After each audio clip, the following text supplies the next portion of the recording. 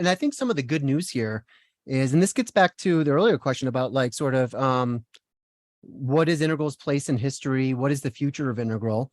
You know, one of the observations I have is it feels like in a lot of ways we are kind of blindly and sometimes clumsily kind of stumbling our way towards integral, sort of without even knowing Ken's work or, you know, any of that. We're getting there kind of naturally and organically. And I think of something like, for example, the transgender conversation that we've been having in this culture just over and over for the last, I don't know, 5, 6, 7, 8 years.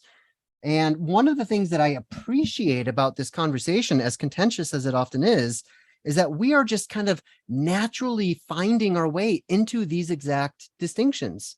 Like we're beginning to distinguish the fact that like, oh, you can have a sex that's different than your gender. And you can have an identity that takes on different pieces of your culturally associated gender or your biologically determined sex. And oh, we can look at the different sort of social roles that have, you know, that have evolved over history for these different sexes and genders and identities. Right. So there's something about that conversation that's like, it's almost naturally sorting itself out into the 4 quadrants without someone like a Ken Wilber being like, oh, that's upper left. Oh, that's lower right. It's just, again, we're kind of stumbling there naturally. And I find that so, you know, one of the things I love about that is it helps remind me that this territory's real.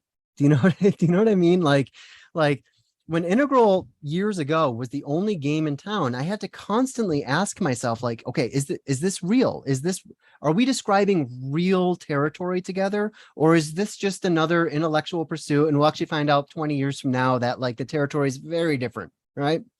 But there's something about this, the fact that we are naturally finding our way into these kinds of understandings, and the fact that we continue to see things like metamodernism and critical realism evolving sort of in our adjacency just kind of doubles down to me the idea that the territory actually is real, that if I put one foot down in front of the other, there's something solid there.